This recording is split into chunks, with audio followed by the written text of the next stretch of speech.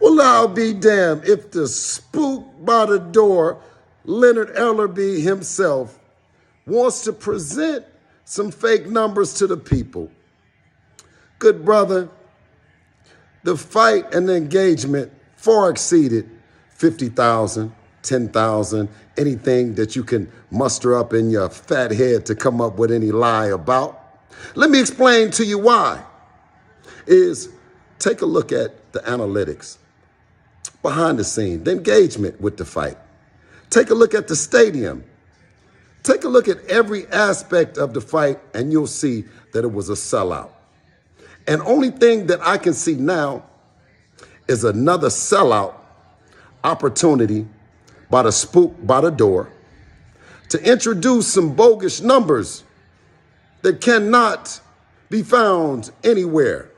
So, Mr. Spook, while you found the numbers, let's not keep them a secret. Tell the people where you found them at. Because other than that, everybody had a wonderful time in the Bay Area. And guess what? The buildup was incredible. The numbers will reflect it. But don't let the naysayers, the guys that are too scared to take the challenge for the crown, don't let them put you down. We had a great time. No longer will you down him, you must crown Devin. If only the guy that got them off their bunk-ass game.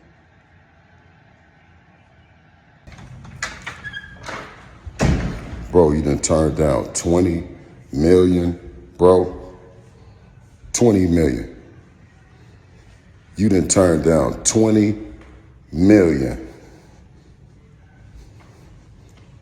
Guaranteed. 20 million, bro. 20 million guaranteed. Are you serious, bro? Devin Haney has been on a tear recently. He posted that he's top 3 pound for pound. And although I don't think he's top 3 pound for pound, Devin Haney, the way he dominated Regis Prograis, he's definitely in the top 5 to top 10 pound for pound right now. And he's definitely one of the kings of the lightweight division. Bill Haney has been pushing Tank's name ever since the win against Regis Prograis, calling for the fight. Devin Haney's officially free, and he can fight Tank. And Tank keeps coming up with excuses, y'all. Tank keeps saying, I'm going to hurt that boy, Bill. You're going to get what you asking for. Pick y'all side. Tank is really feeling salty that people are starting to feel that Tank is not who he says he is, and how his resume is one of the weakest resumes in boxing. Everyone knows that. You beat a weight-drained Mario Barrios, who was winning every round to the knockout. You beat Rolly Romero, the most unskilled champion in history of boxing, and he was winning rounds. You beat Ryan Garcia, who's an Instagram model, not even a real boxer to me, and you were losing rounds to him. You were losing rounds to Pitbull. You were losing rounds to Leo Santa Cruz before the knockout, who started off at 112. Gervonta Davis gives up rounds. Luckily for him, he's always fought fighters that make mistakes or that are not that smart, and he's able to capitalize on them. But if he fights a guy like Shakur Stevenson and Devin Haney, 2 of the smartest boxers I've ever seen in this game, Gervonta Davis might have another thing coming. Devin Haney just wants a fair offer thrown at him to fight Gervonta Davis. This has been going on for 3-4 years now. People have been saying that Devin Haney doesn't really want to fight Gervonta. He moved up to 140, and Tank's at 135. But as you saw in Haney's last fight, he barely made 140. He had to do everything in his power to strip naked to make 140, and he looked comfortable at that weight.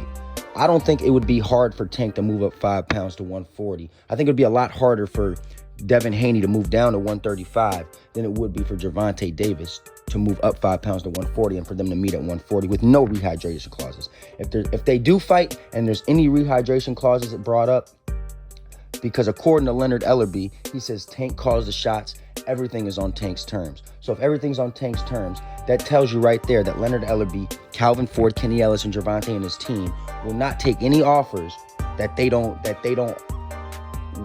have as their own. So they more than likely are going to want to put a rehydration clause on it. more than likely they're going to want to choose the venue, and more than likely they're going to want to throw the percentage of offer out to Haney or whoever they're fighting next. That's just what Tank's team's been doing his whole career. I'm sick of it.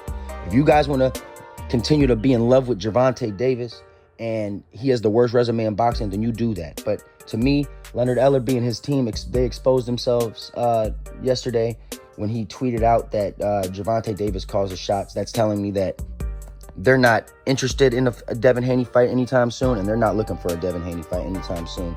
I'm telling y'all, Devin Haney is much naturally bigger than Gervonta Davis, and everyone just thinks that Gervonta is going to knock Devin Haney out. But if he doesn't knock him out, I'm telling y'all right now, he's going to lose on those scorecards, and y'all are going to feel real salty about picking Gervonta Davis to beat Devin Haney. And those are my thoughts on this fight, man.